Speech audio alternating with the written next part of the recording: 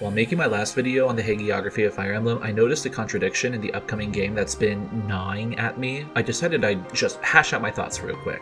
Short, fast, simple video, get the information out there in case I was missing something or anyone had some cool insights. Well, alright, here's what that turned into. The contradiction I noticed. Point 1. Dietrich has a Heroes Relic, the Answerer. Heroes Relics are made from the bones of what are casually called Nabateans, more correctly, the Children of the Goddess. Point 2. The Nabateans were massacred by a man named Nemesis and his fellow warriors called the 10 Elites. The bodies of the gods were turned into, among other things, weapons made out of bone. Rhea is the last survivor of the Children of the Goddess. Point 3. Fortune's Weave has both a Hero's Relic, Dietrich's sword, and Nabateans beside Rhea, who supposedly is the sole Nabatean survivor. These points cannot be all true. If there are multiple Children of the Goddess, there should not yet be Heroes Relics. If there are relics, the Children of the Goddess should be dead. Fortune's Weave has both relics and the gods that the relics are made out of. So, what's going on here? The way I see it, there are 4 options. Option 1. Rhea was wrong. She was not the last surviving Nabatean, and the history that we were told in 3 Houses and the spin-off game 3 Hopes is incorrect. Option 2. The Answerer is not a Hero's Relic, or at least not one made at the same time as those we see in 3 Houses or 3 Hopes, 2 games during which the Answerer never appears as a relic. Option 3. Time shenanigans are afoot. Past, present, and future are all being woven together in this game, and that already is giving me a headache. And last, option 4, these characters are not Nabateans, and we are incorrect for using that title for them.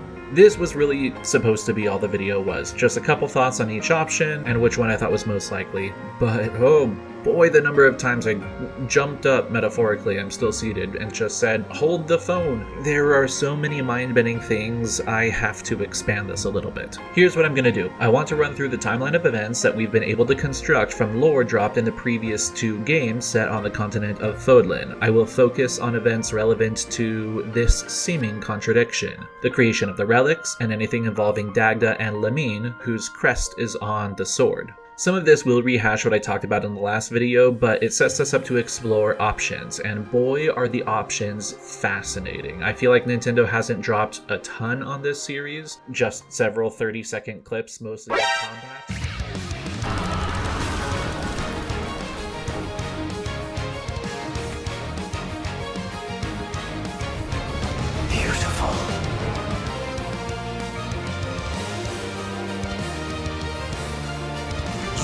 Defeat me? Well, I was wrong about that. Hi, this is Nobody, just giving you a quick editorial note. I finished recording and editing the audio the day before the Direct. I did not know Nintendo would have a Fire Emblem exclusive Direct until finishing all the recording, and even then, I didn't know just how much they would pour down our throats. This game is huge, like insanely enormous. I've decided to release the video I'd been planning with the original audio for a couple reasons. First and foremost, I think the theories I explore still stand. In fact, there were 2 theories that I was feeling unsure about that I'm actually even more confident in now. I might have actually been onto something, which was a relief, because I was starting to question my own existence for a while there. That said, you'll notice some things I said that now are a little dated. For example, I hypothesized here that Dagda was an actual person, not just the name of a location, and this divine sovereign character that we've seen could be Dagda himself or a descendant of Dagda. So you'll see me jumping a bit between the titles. We now know that yes, Dagda existed and was a god, and this divine sovereign is an individual named Solel. So just keep that in mind if you hear me mention them. The initial question of my video led me to exploring 2 more questions which I find valuable for anyone interested in a discussion of Fire Emblem lore, and it is for that reason that I'm going to keep this project of mine in production. Here are the 3 main questions that I explore throughout this video. First, how do we resolve the apparent contradiction that multiple children of the goddess are existing concurrent with the Heroes Relics? Second, assuming Dagda employs a different calendar than the Empire, what is the inciting incident 1,449 years before the events of Fortune's Weave that led to the creation of a new calendar? And 3, what are the gods of Dagda? That is, are they beings kind of like the 4 saints, children of the Nabateans? Are they like Rhea, children of the goddess? Or are they like Sothis, gods in their own right, perhaps or even likely predating the arrival of Sothis in Fódlan? If I have any comments to make in light of post-direct revelations, I will leave them as written remarks here in the corner. Okay, I think that's everything. Back to me rambling about a game that I am way too excited about. I feel like Nintendo hasn't dropped a ton on this series, just several 30-second clips, mostly of combat. It shouldn't go this deep, but there is so much to unpack from what they're giving us, it's mind-boggling. I keep thinking I'm about wrapped up, and then spotting something else I forgot or had never even noticed, or reading someone else's insight that totally changes how I view things. So, while in this video I'll be as thorough as I can in my explanations, I feel like it's inevitable that I will have missed something. If you notice something I leave out, please contribute to the conversation. Put it in the comments and I'll be thrilled to get another piece of the puzzle. And if you think I've about covered everything, feel free to comment on which option of the 4 you think is most likely, or even which character's route you'll be picking first when you get the game. I'm feeling the hype for Fortune's Weave and I love seeing others feeling it. Personally, I'm going to be starting with Lita, a bard who looks as sweet as honey but acts as savage as hemlock. I am all in. Okay, this said, let's get unpacking. I will start with the timeline and then return to the 4 options to speculate on what's going on with the lore and story of Fortune's Weave.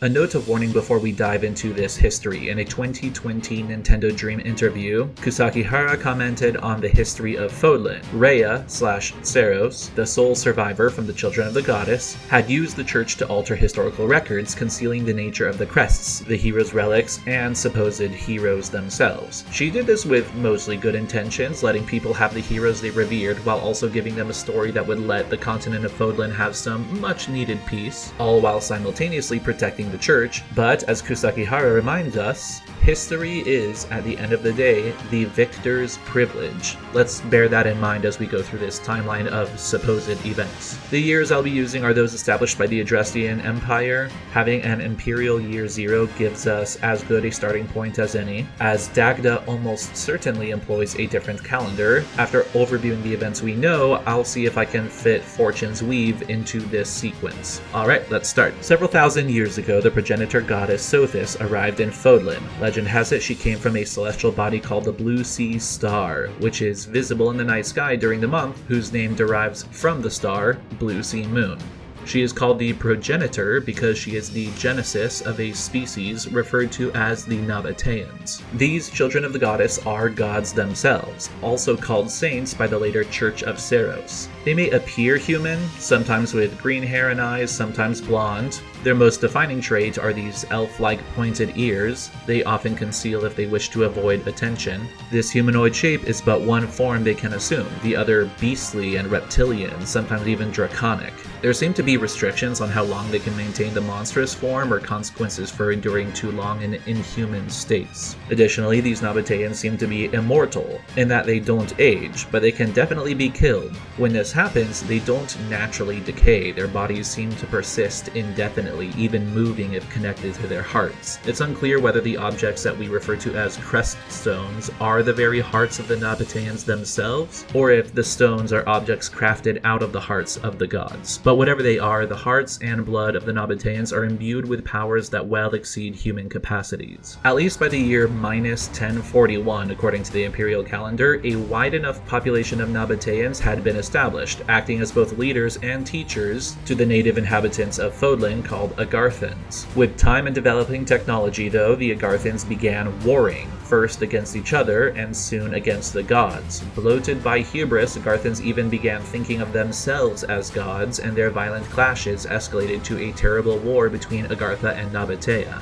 This battle, which doesn't really have a name, but I'll usually refer to it as the Agartha-Nabatea War or something like that, almost wipes out humanity entirely. Sothis spends the next 1,000 years restoring the land and its populations, a task which consumes her energy. Entirely depleted, she retreats to the Holy Tomb, where she slumbers and gradually restores her strength. Surviving Agarthans, meanwhile, hide underground, escaping to a place called Shambhala, where they continue to live and study and experiment beyond the watch of the gods. Around the year -41, one Rhea, or Seros, appears in a place called Enbar. Some say she descended there, possibly from the Blue Sea Star as well, though we know her to be one of the last creations, if not the last creation, of Sothis before the goddess retired to the Holy Tomb. Supposedly, Seros went about performing miracles, such as the creation of a canal that runs through what would become the Empire's capital city in her honor, the life-giving water sustaining its citizens. She must have looked like this otherworldly god to the local inhabitants. Her miracles won over the people to such an extent that the faithful built a church in her name.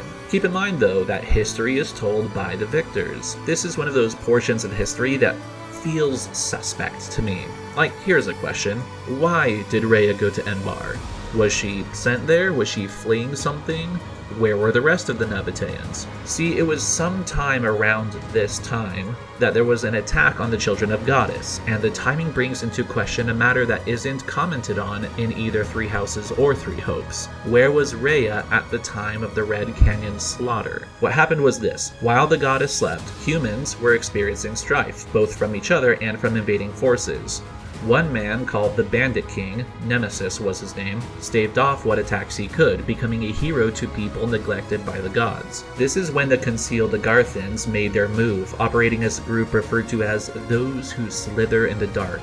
I'm gonna keep calling them Agarthans because the alternative name is too long for me, and honestly I can't decide whether it's a weird and melodramatic name or one of my favorite things ever, but I'm leaning toward applauding the writers for the bold move right now. Anyway, the Agarthans convinced Nemesis to find the sleeping goddess, kill her, and bring them her body. How he did this, no one knows. I'll leave it to iCast Dramaturgy to piece together that puzzle, but somehow Nemesis found the supposedly secret location of the Holy Tomb, killed Sothis, and brought the corpse to Shambhala. The Agarthans transfused in him the blood of the goddess and crafted from her skeleton the Sword of the Creator, powered by her heart, a stone bearing the crest of flames, which crest resonated with the goddess's blood in Nemesis. As humanity would learn, these crest stones were key to operating the bone weapons, giving the relics their creepy movements and supernatural energy. Someone with the blood of a god would inherit an abnormally long, ageless lifespan, as well as the crest of the fallen god whose blood now courses through their veins. Human descendants would have traces of this, but the traits would be inconsistent. Sometimes, but not always, the descendants would retain the crest of their ancestors, but to different degrees, referred to as major or minor crests, and none of the descendants would enjoy the longer lifespans. But with the crests, they could wield these relics.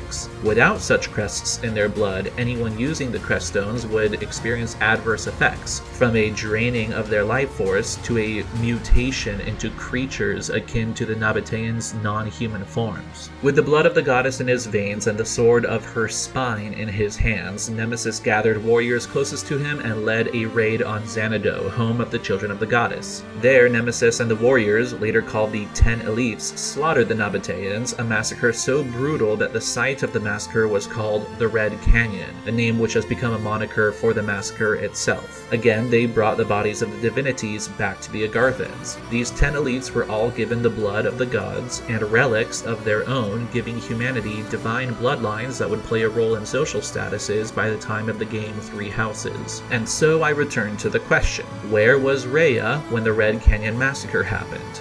She is repeatedly described as the lone survivor among the children of the goddess. Was it because she was in Enbar while all the others were in Xanadu? Were all the others in Xanadu? If not, why was she called the sole survivor?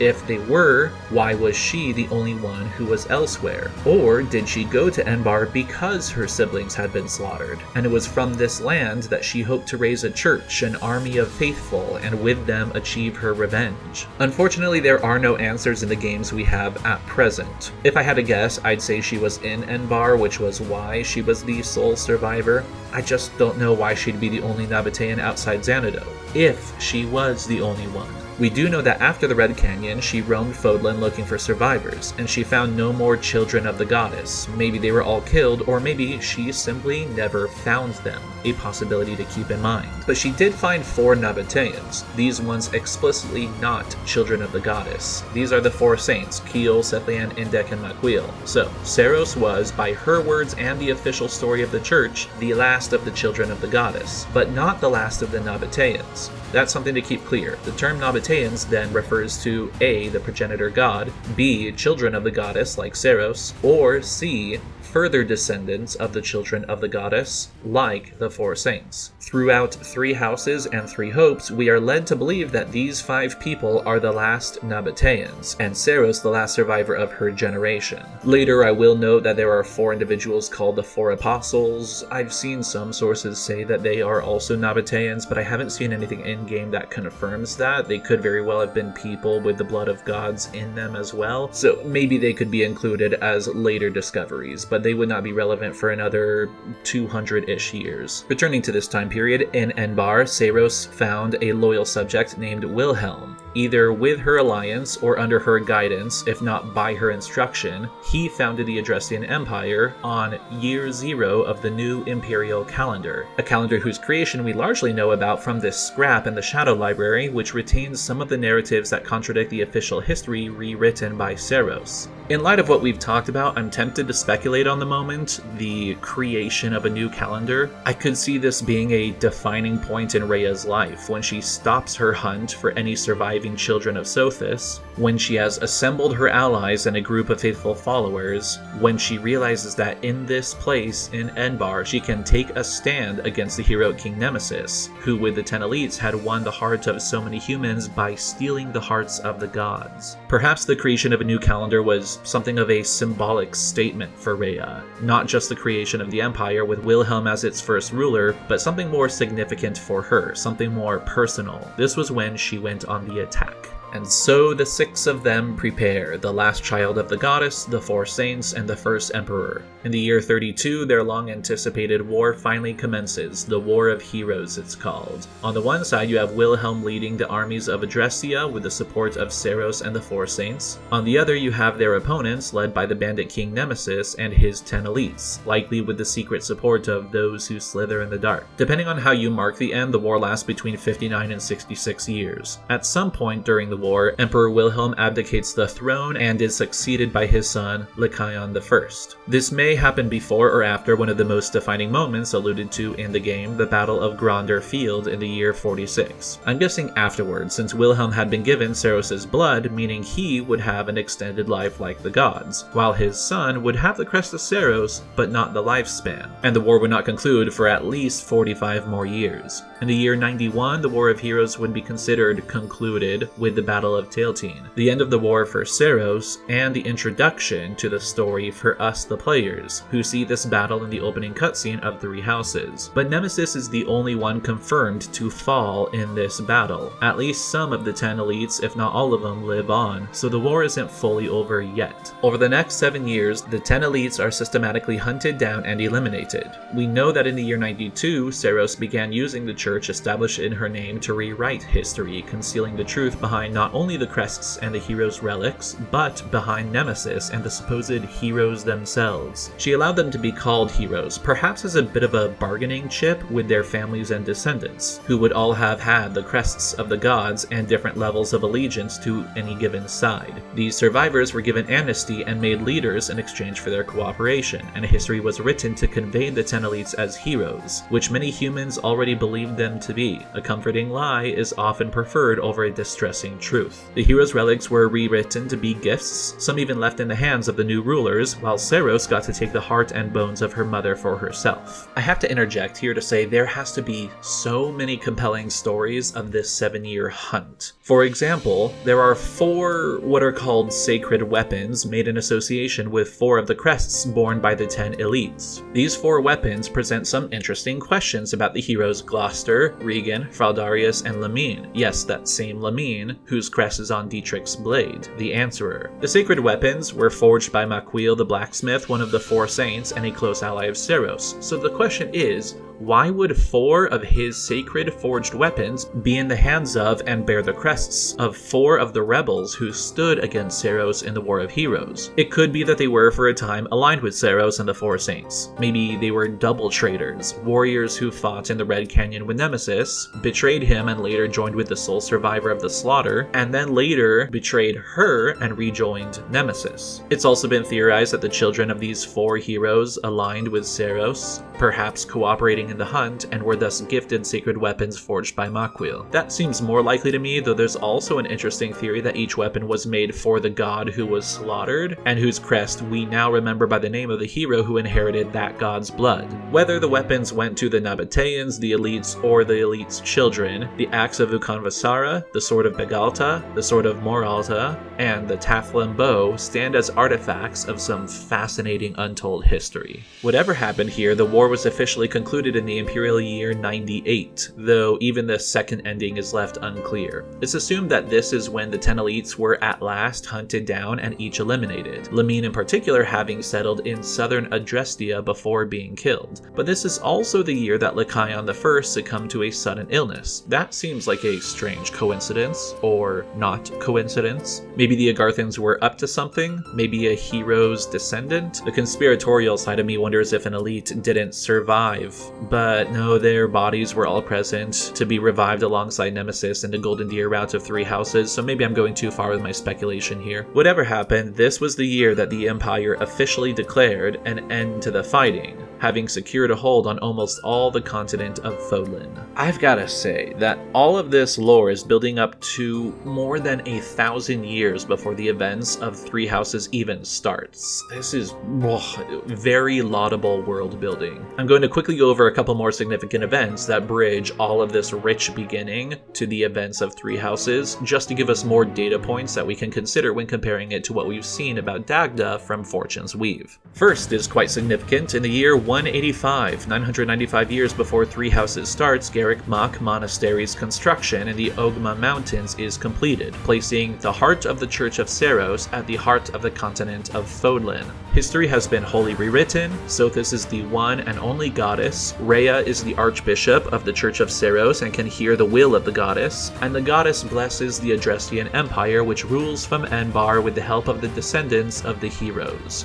This monastery isn't the officers' academy we know yet. It still has 795 years before that happens, but this just goes to fortify my theory from my architectural analysis of Garrick Mach that it was built in stages over different time periods. So hey, good for me. So 5. Around this time, you also get the events of the Cinder Shadows DLC for 3 houses, in which Rhea worked with the 4 apostles I mentioned earlier in a failed attempt at resurrecting the goddess. After this, nothing really happens until the 700s, and the 8th century must have been a tough time to be alive, both in our timeline and in theirs. Either way. In 721, you get the first Mach War. Dagda invades Mach only to be driven off by the Empire. 7 years later, in 728, Adrestia invades back, this time striking and subjugating the archipelago between their lands, Brigid, an ally of Dagda. From Brigid, they try 3 years later in 731 to launch an invasion into Dagda, but they fail and fall back. Trouble brews at home from 747 to 751, where we get the famous War of the Eagle and Lion. This is where a man named Lug pulls the region of Fargus into a rebellion against the Empire. The rebels succeed, and with the mediation of the Church of Seros, the Holy Kingdom of Fargus is officially established. Now we get the period of things happening in years that end with 1. In 801, you've got the Leicester Rebellion. The Empire fails to contain this rebellion too, but the kingdom seizes the opportunity to invade and expand its political grasp on the region. No Leicester alliance yet. In 861, 3 sons of King Claus I divide up Fargus into 3 territories. From 881 to 901, the Crescent Moon War is waged over control of Leicester, resulting now in the Leicester alliance forming. In 961, invaders from the neighboring continent Almyra are repelled by alliance forces aided by Adrestia, and this invasion of foreigners really freaks out Fódlan, bringing us to a period of problems from foreign lands and increased unity across the 3 divisions of Fódlan. It is in this context when, in the year 980, the Officers' Academy is officially established, and the architectural enthusiast in me wants to believe that all the portcullises and battlements were constructed to turn Garrick Mach at this period into a fortress as well as a monastery. From 982 to 985, Fargus fends off an invasion from Sreng. In 1101, the fortress called Fódlan's Locket is constructed as a joint project across nations to protect the continent from Almyran invaders. And in 1175, you get the Dagda and Brigid War, wherein a united force devastates the territories of Houses Nouvelle and Oaks. Adrestia pushes them back, though, and then launches a counter-invasion in Brigid. It is here that Shamir's company is wiped out, leaving her stranded in Fódlan and eventually ending up in the Abyss, and later joining the Knights of Seros. This is also where Petra's father is killed. Brigid becomes an imperial vassal state, and Petra goes to the Empire as a symbol of that vassalage. Both of my favorite Three Houses characters, Petra and Shamir, in one story. How I would love to have a game that centers on Brigid. Maybe we'll get a bit more of this in Fortune's Weave. I'm actually going to back up just a bit because I want to track anything involving House Lamine, the crest that's stretched from the member of the 10 elites all the way to Dietrich's answerer, but that has disappeared by the events of Three Houses. In 1157, Mercedes was born on the 27th of Harpstream Moon. Her father, Baron Martrice, dies without an heir. Mercedes, with her minor crest of Lamine, wasn't good enough, apparently. This leads to the dissolution of House Martrice and leaves her mother destitute. Her mother marries a real messed up noble, Baron Bartel, who is attracted to the potential power someone from the bloodline of Lamine could bring his own family. The next year, in 1158, Emile is born on the 4th of Lone Moon, and he immediately passes up all of Baron Bartel's other children, becoming the heir to House Bartel.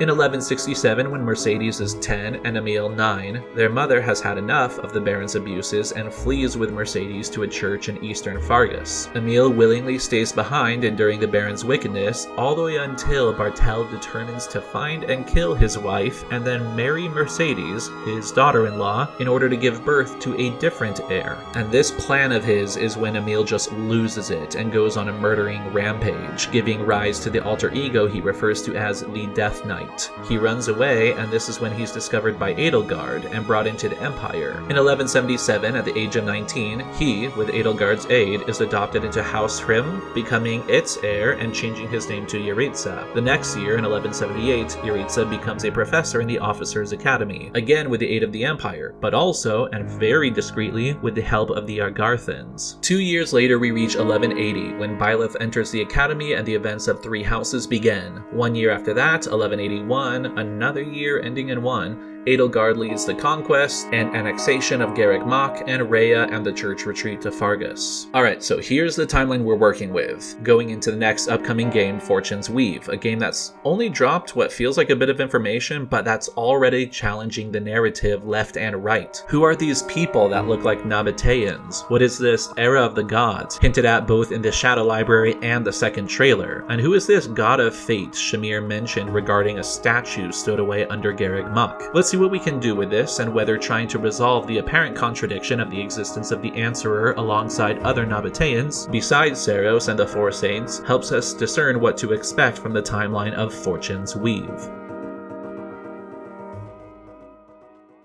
Let's start by looking at plausible explanations for the contradiction, which will transition into possible timeline alignments. First, the most obvious explanation to me is the chance that Rhea was just wrong. She's not the only surviving Nabatean child of the goddess. So when we see other pointy-eared people in the Fortune's Weave clips Nintendo keeps dropping, and Nintendo, please keep it up, inject these 30-second clips right into my veins like they're the blood of a god, what we're seeing are the Nabateans who, possibly like Seros, were outside of Nabatea when the Red Canyon slaughter happened. It does leave me feeling quite incredulous, the idea that all the children of the goddess were killed. Maybe Rhea was sent into Enbar, and others, like a hypothetical Dagda, were given other lands. Maybe this Dagda was one of many Nabateans sent south. In that case, Dagda would be a brother of Rhea, or some kind of sibling. It's hard to say with the unilateral procreation going on here. For all we know though, this divine sovereign is either a descendant of this individual I'm just calling Dagda, or he is Dagda himself. He may be a sort of Dagda parallel to Keyhole and Sethlian, rather than to Rhea. A Redditor with the username Legal Fishing Rods, love the name, makes an interesting and plausible argument that the divine sovereign is a Nabatean who left long ago, well before the events of the Red Canyon. If this is the origin of the crest of Ernst, this could be why the crest is not possessed by anyone throughout all of Fódlan. Well, except Anna, who is always known as a traveling merchant from far-off lands. Perhaps the Divine Sovereign is this Ernst. Let's just say that this is the case, that the Divine Sovereign is a Nabatean who departed before the events of the Red Canyon, or at least a descendant of one such Nabatean. We know from the Nintendo clips that the events of Fortune's Weave gameplay, which may not match the timing of the events in all the cutscenes, I'm looking at you, Sothis, occur in the year 1449. So whatever calendar Dagda is using stems from an event a millennium and a half before the events of Fortune's Weave. If Dagda left before the Agarthans harvested the blood and the bones of the god, this would put him out of the way before the Imperial year minus 41, which means that at the latest, if Dagda left just before Rhea went to Enbar, this game could be a sequel as much as 200 plus years in the future of Three Houses. However, if this is the correct explanation for the apparent contradiction, I suspect that Dagda or Ernst or whatever he is, and any other Nabateans who still wander this world departed well before this time period.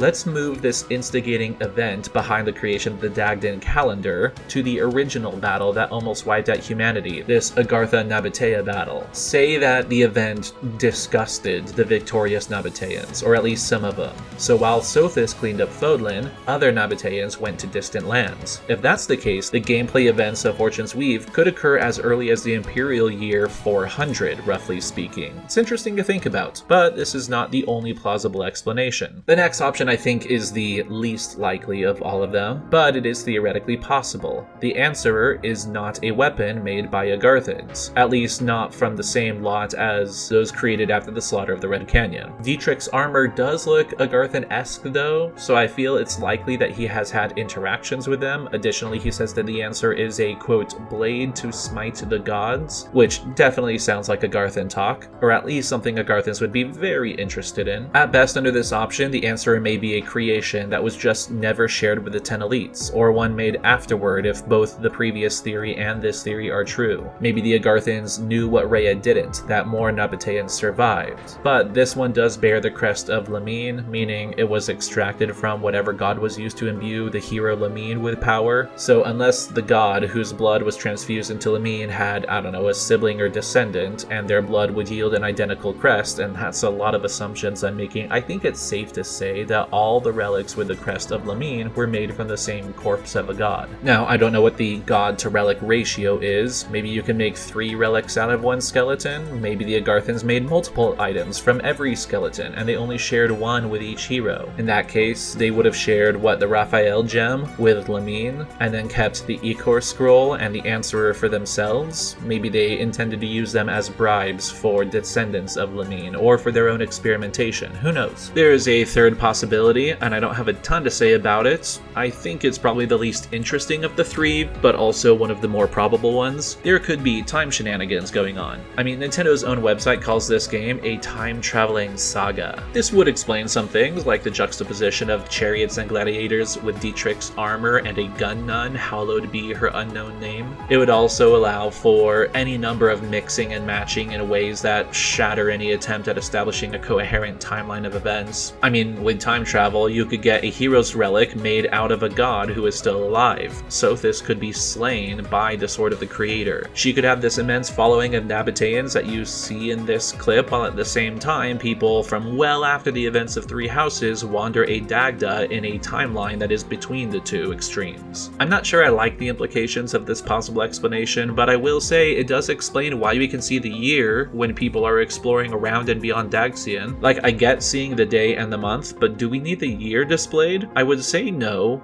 unless that year will change a lot. Maybe the year is displayed on the hub because it's a piece of information that we will need to keep track of. The most intriguing possibility to me is that these are not Nabateans. I could be wrong here, but it's just so interesting to think about. Like, I try not to read too much into etymology. I know that old words might just be used as sources of inspiration for either creative ideas, character building, or just coming up with localized names. But I can't help but notice that names like Sothis and Seros have a different etymological origin than the place names of this world. Sothis is the Greek or Latin form of the Egyptian Sopdet, the name of the star Sirius, and a goddess conflated with Isis. Seros is the ancient Greek version of the Latin star Sirius. In Greek mythology, Rhea is a titan descended from Uranus and Gaia. So on the goddess side, you have Latin, Greek, and Egyptian. Dagda, meanwhile, is an old Irish name, meaning the good god or the great fake god. Huh. The Shadow Library has a text calling Sothis the false god, and the Agarthans like to use words like false and fell. This is interesting. Dagda as a good god, and Sothis as the false god. Kind of a reversal of the Church of Seiros game. And I've gotta say, this version of Sothis, with a myriad of followers and an axe she seems ready to employ to execute someone, does seem like a god who would have enemies. Maybe not a god worth worshipping, one labeled as less than holy. Going back to etymology, Brigid is also a pre-Christian Iris goddess, one of many gods who existed before someone came along declaring that there's but one god. Fódlan is named after an Irish goddess of sod, or land. Sreng is named after a club or mace-wielding champion in Irish mythology. Ogma is a god in the Irish pantheon whose name derives from the name of the ancient Irish writing system. Place names are interesting in our real-world history too. They have a lot of staying power, to the point that they tend to last well beyond the comprehension of people occupying the place. Like, think of the name of the city that you live in, or the state, or the country, or whatever.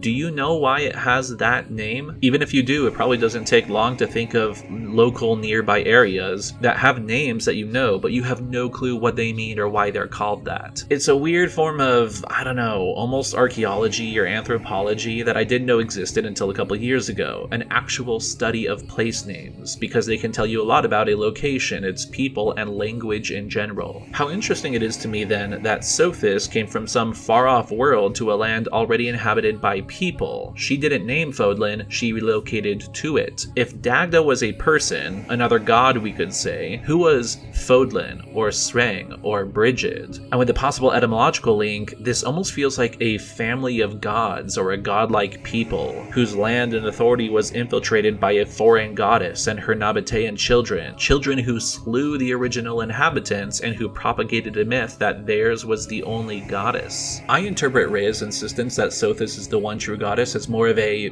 Sothis is the only goddess for you type of claim. Next to her, there is nobody that compares. It's an idea that we see a lot in ancient Near Eastern rhetoric. And as Just Some Kid pointed out to me, another great username, well done, Just Some Kid meets nobody. We're kind of self-deprecating with our names here. Seiros simultaneously crafted a narrative in the church that the 10 elites under Nemesis were fighting off dark gods, feeding the hero legend while acknowledging there are other gods that exist. I told you, correct me or point something out if I miss anything. I appreciate it. One can infer from this that the official doctrine of the Church of Seiros is not that there is no god existing besides the progenitor goddess, but rather the faithful should follow no god besides her. Perhaps this is why Seiros seems to prefer titles like Saint for herself and other Nabateans rather than calling them gods. Additionally, the narrative of heroes opposing dark gods would be an easy thing to accept if people knew there were actually gods in other lands, maybe even gods checking up on what's happening in that one place where the foreign god just crash landed. And to think, this whole timeline we've been looking at, the inhabitants of Fódlan over and over were fending off invading foreigners. A sort of like, get back, people of Dagda and Brigid and Almyra and Sreng, this is our home, said the original foreigners. Wow, what a strange fantasy land with no parallels at all to the real world. I don't know, I'm not saying that I'm sure that a character named Dagda even exists or that this divine sovereign is Dagda or is a god, but it would make a lot of sense with the lore. Shamir mentions a Dagdan god of fate in reference to a statue in the abyss. I always took this to be a Nabatean, but it could be another god more comparable to Sothis than any of the children of the goddess. Could calling Sothis the progenitor just be one of the many propagandized versions of history Seiros wants you to believe? On the other hand, you've got Esmeralda, who calls the crests a mark from the gods, and this term is being used in reference to Blaiddyd, one of the 10 elites, so god here does refer to the Nabatean whose blood Blaiddyd possessed. But then there's the second trailer of Fortune's Weave calling the Dagdan Empire a prosperous land ruled by the gods. And the Shadow Library text, which mentions the original calendar that existed before the imperial calendar, leads to the era of the gods, and has existed for a nearly incomprehensible length of time. I'd always assumed that all of this use of the word gods referred to Nabateans, but that isn't the only possible interpretation. The gods of Dagda, from the sovereign to fate to these people with their temples, might not be gods like the Nabateans. For all we know, they're gods who predate the Nabateans. This doesn't necessarily mean that the Dagdan Empire is the original calendar mentioned in the Shadow Library. It could be, but honestly, it doesn't strike me as as old enough? Some 1500 years have passed since its inception, so what happened 1449 years before the events of Fortune's Weave? If the answer is a Heroes Relic, made before the War of Heroes, then even if it was made right around the time that Rhea appeared in Enbar, that would only put the calendar's origin about 450 years before the unnamed battle between the Nabateans and Agarthans that nearly wiped out humanity. I guess it's possible that the Dagda era gods could barely predate Sothis, but that's going from the absolute earliest period in which these events could be taking place. And assuming there wasn't much more than a couple centuries between Sothis arriving in Fódlan and the Agarthans becoming so advanced that they stood against the gods in war. So when else could these events fit into the timeline? Just as a frame of reference, if Fortune's Weave were happening at a time contemporaneous with Three Houses, the Dagdan Games occurring at the same time that Byleth enters the Officers' Academy, which almost certainly is not the case, that would place the start of the Dagdan Empire in the Imperial year -269, more than 200 years before Seiros appeared in Enbar, and before Sothis had begun her slumber. Doesn't seem like the time of some instigating event, unless this is when Dagda, the Divine Sovereign, or whoever, departed Fódlan. Still, this calendar would be older than the Imperial calendar, just not by as much as I would expect. If we assume Dagda, for some reason, used the Imperial calendar, Fortune's Weave becomes a sequel occurring 269 years after the gameplay of Three Houses started. And I will grant, this is theoretically possible, if hard to explain. Perhaps House Lamine has been restored and new relics have been found. This would still result in the original contradiction that I brought up, but it's easy to imagine that Rhea was wrong about being the sole surviving child of Sothis. If it's not clear from this video or the previous one I made, I really don't put a lot of stock in Rhea's view of reality. But let's say that the answer is a Heroes Relic made around the same time as the other relics, and that Fortune's Weave is a prequel. When does it take place, and what does that suggest about the impetus behind the start of the new calendar? As I see it, there are some options. The existence of the Answerer says the events during which the Dagdan Games are taking place must occur well after Rhea entered Enbar in Imperial Year -41, as it would be sometime between that rough period and Imperial Year 0 that the Agarthans were making weapons from the bodies of the gods killed by the 10 elites. Likely around the time of the start of the War of Heroes, at the earliest, and the end of the war at a more plausible early date. I say this because Dietrich's description of the Answerer requires enough time for the sword to be passed down for generations. I'd say at least 100 years or so, likely much more. All of these options, though, from the time of the Heroes Relic's creation to the end of the War of Heroes, place the start of the Dagdan calendar a couple hundred years before the Agarthan-Nabatean War, leaving open the option of Dagda either being a Nabatean or a pre-Sothis god. I want to revisit Dietrich's description of the Answerer as a blade made to smite the gods, which I noted earlier would appeal to the Agarthans, because if I'm right that Dagda was a god before Sothis,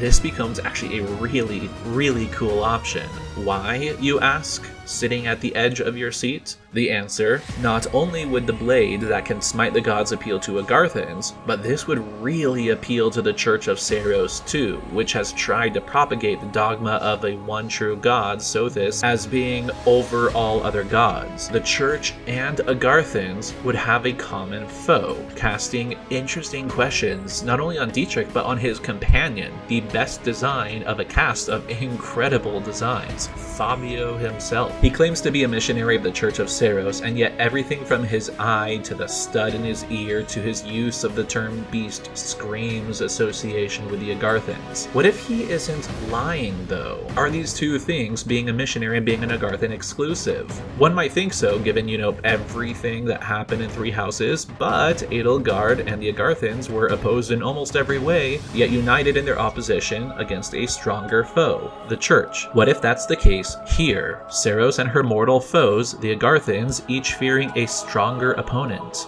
an older god, and both want him slain. What is the mission of the Church of Seiros anyway? Control the narrative, protect the faithful, secure the church, elevate Sothis above all other gods. This Fabio could be a violent, lethal missionary whom the church would see as an invaluable asset. As Hubert was to Edelgard, Fabio might be to the Church of Seiros. In this convergence of interests, let us consider Dietrich himself. What if the idea of slaying a foreign god appeals to him too? We're going to assume a sort of Nash equilibrium of interests across the Church, Agarthans, and Dietrich. Dagda is a god akin to Sothis. Could he be the specific god Dietrich wants to smite? If it must be with this blade in particular, that means we're looking for an affront to House Lamine personally. I see two options for this. Option number one was explored by the channel I Cast Dramaturgy, wherein she hypothesized that Dietrich is the hand of vengeance from House Lamine and Adrestia, hunting the Divine Sovereign for his role in leading the Agarthans to the Holy Tomb. He is how they found out where Sothis slumbered, and they directed Nemesis to that location. This is possible, and it would mean that the gameplay of Fortune's Weave is on an earlier end of the spectrum, sometime after the assassination of Sothis, for which Dietrich is punishing Dagda. This suggests a roughly minus 1400 year creation of the new Dagda calendar, which could parallel Seros' creation of a new calendar for herself. Both turn the flow of time as a response to tragedy in which they've decided to take matter into their own hands. Seros turned the calendar to mark her use of the Empire to oppose Nemesis. In this case, Dagda would be turning the calendar to mark his opposition to the invader god Sothis. Move Dietrich's revenge a little later, and you could even have the Dagdan calendar turn with the Agartha-Nabatea war, connecting to the possibility of Dagda being, if not his own god, a child of the goddess. If he was a foreign god, I don't feel like he would care as much about a catastrophic war on Fódlan, not unless he had a heavy investment in Agarthans, which, maybe? If there was a god or goddess Fódlan, a sister god, let us say, and the war was a result of Sothis' reign, that could be really interesting. I will say, I like this idea of a Dagda being an enemy of Sothis. It adds weight to Sothis' question, how did it feel to upheave the world? If she's talking about that Nabatea-Agartha war as one's upheaval, she'd be banishing whoever it is, Dagda, Eshmel, someone tied to this other family of gods, someone with a loyalty to the original Fódlan, or the Agarthans as the people to that original Fódlan, over and above the Nabateans. I am so curious to find out what this upheaval is. I'll also note that placing the events of Fortune's Weave on Dagda's divulgence of the Holy Tomb's location to the Agarthans could corroborate the idea of a Lamine who undulated between sides, going from Nemesis to Seros and back to Nemesis, and even back to Seros again. Why was Lamine the only hero to settle in Adrestia and begin a bloodline close to the heart of the Empire? Maybe a part of her was still loyal to the goddess, and Dietrich is an extension of her hand seeking revenge. That is possible, but I want to put forward another suggestion that in my view makes this even more personal for Dietrich himself. Option 2 occurred to me from a comment under Meg Sullivan's great history of the Lamine bloodline. The Ichor Scroll in Three Hopes, another relic with a crest of Lamine, was located within Mach territory. And Mach, we've heard that name before. The First Battle of Mach. This comment blew my mind. I'm having a devil of a time corroborating this statement. Please let me know if any of you can. But let's play with the idea. Assume they're right for a moment. Considering in Three Hopes, you get this hidden relic of Lamine from defeating Epimenides, a dark mage of the Agarthans. This would indicate that the Agarthans knew the location of House Lamine and were operational in that location where Dagda invaded. The scroll would be obtained at the site of the First Mach War, which occurred back in the year 721. So let's examine things from this angle. First, I'm really annoyed that I'm only just now noticing that Mach shows up as the name both of this region and in the name of the monastery, Garrick Mach. It's weird, I can't really find a connection between them. The word Mach seems to be one form of a Welsh word meaning little or small, but it isn't supposed to be a standalone word. I'm not sure what it's doing here in this region, but I can't find a tie between them. Just letting you know in case any of you guys have ideas. A bigger question, why is this called the First Mach War? Is there a second one I don't know about? Because no second Mach War exists in any records that we have access to, but the presence of a first strongly suggests other Mach wars. Considering its location, any other war would also likely involve an invading force from Brigid or Dagda. The wiki has almost nothing on this war, except an error. This is when Brigid became a vassal state and Petra, who wouldn't be born for 4 more centuries, was taken hostage. That would result from the 1175 Brigid and Dagda war. In this one, Brigid is subjugated but not made a vassal state. The First Mach War is the 721 war, in which Dagda invades Mach, is repelled, and the Empire responds with later invasions, first of Brigid and then an attempt into Dagda. So if this commenter on Meg Sullivan's video is correct, the Ichor Scroll is tied to the Mach territory. And this means that that territory is likely where House Lamine was once centered before it disappeared. What if the First Mach War was the destruction of House Lamine? an invasion from a foreign nation, from a foreign god possibly, that destroys a bloodline, angers the church, and catches the attention of the Agarthans. While iCast Dramaturgy submitted the raid on the Holy Tomb to kill Sothis as Dagda's sin for which Dietrich will be judge, I am submitting this event, the First Mock War, a war of aggression ordered by a god which resulted in the death of Dietrich's house. The Empire tried to achieve retribution, but they failed. What then does Dietrich do? He takes matters into his own hands, and he'd have the support of the church. A rogue noble from a crippled house traveling with a missionary assigned to support him, watch him, and report back. Add to this the awareness and support from the Agarthans, who have a double agent reporting to them too, and what we have is this perfect storm and mock.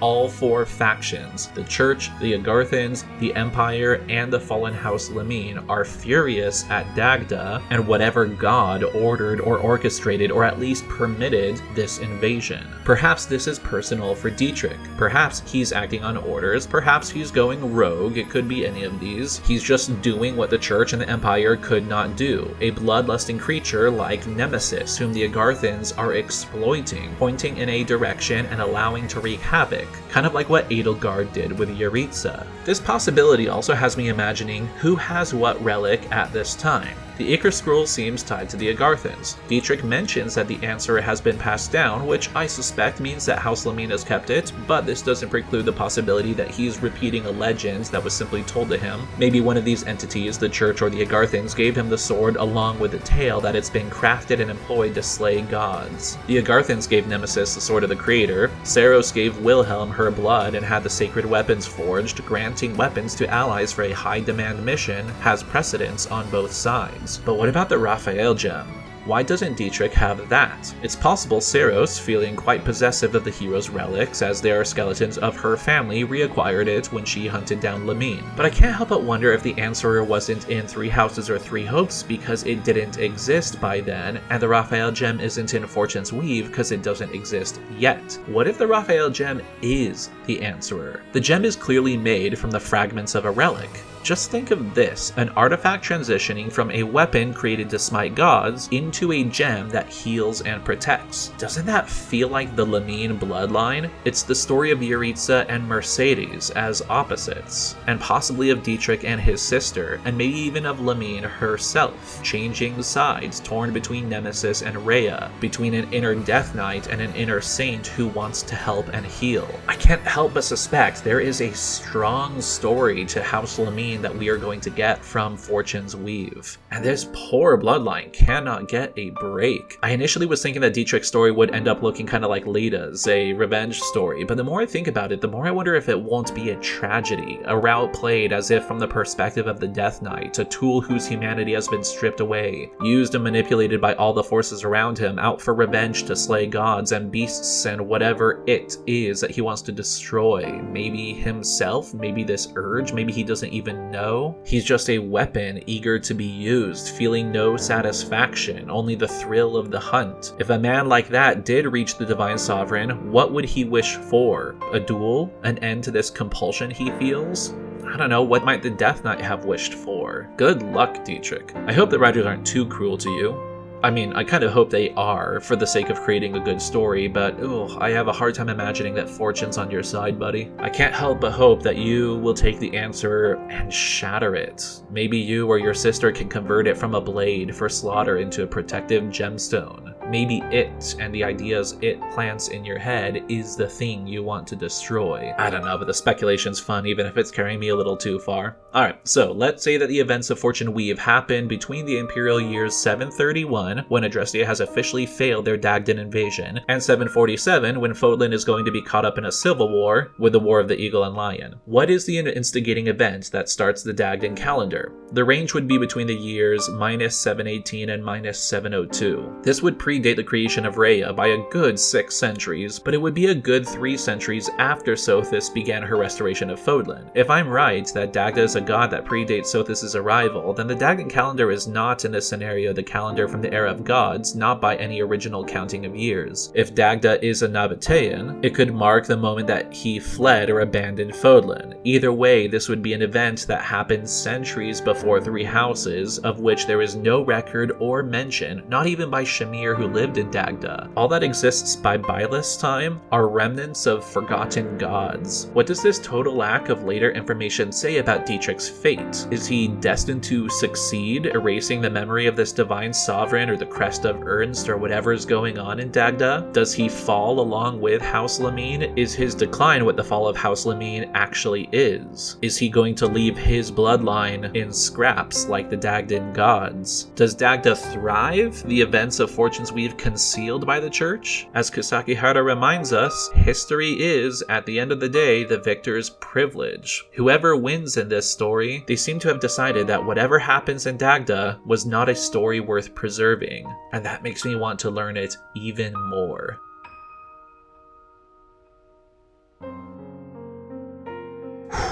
Alright, that was a lot, and I'm sure it was hard to follow at points, I'm sorry, but thank you if you made it this far. Here is a chart to show my gratitude. I like charts. I hope this reveals as plainly as possible and in one image everything I explored in this video. If I had to make my assessment, I'd say that option 1 is a given, option 4 is possible, option 3 is flexible enough that it could mesh with or invalidate any other theory, and option 2, probably not. The implications of Dagda, who may or may not be this divine sovereign, as being a god on the same level of Sothis is the most intriguing possible option to me, but the explanation that seems most probable is that this divine sovereign is a Nabatean with the crest of Ernst, and the instigating incident for the Dagdan calendar was his departure from Fódlan, meaning that Rhea is just wrong about being the last surviving child of the goddess. She just does not know about Dagda, or has concealed him as part of her control of the narrative. Finally, I appreciate your guys' interest in and feedback on the previous Fortune's Weave video I made. I'm still playing around with this YouTube channel. I don't even know if I want to cover media I like, history that fascinates me, or both, nor whether I should dedicate myself to one topic or keep making just whatever interests me. I feel most inclined to the latter. This is just fun. I was a teacher and I loved making lesson plans. Organizing my thoughts into videos is scratching that same itch. But I'm going back to school again and the semester starts soon, so I might have to put this hobby on hold. Though I do like the idea of using it either as a way to detox from schoolwork to talk about something cool, like my thoughts on Fortune's Weave when it comes out, or to lean into my schoolwork and turn cool classes or my essays into videos, like little artifacts from my scholarly endeavors. Something future me can look back on to remember fun things I learned and just share them with anyone else who might be interested in history-ish stuff. If you're only here for the Fire Emblem stuff, that's cool, and I'm sure there will be more later. If you saw more of my history, magic, or mythology related stuff, and now you're wondering why I'm doing video game stuff, well, this is why. I'm hyped, I'm excited for it. I don't think I'll exclusively do game stuff in the future. Even this one, though primarily a game analysis, also requires a lot of the organizing and imaginative exercises that I'll be employing in the history field. Humans like puzzles, I guess, and we apply them to our past as much as to our modern creations. That's how the aspiring scholar in me justifies making this video, at least. I hope that you feel it was worth your time, and I welcome any comments below.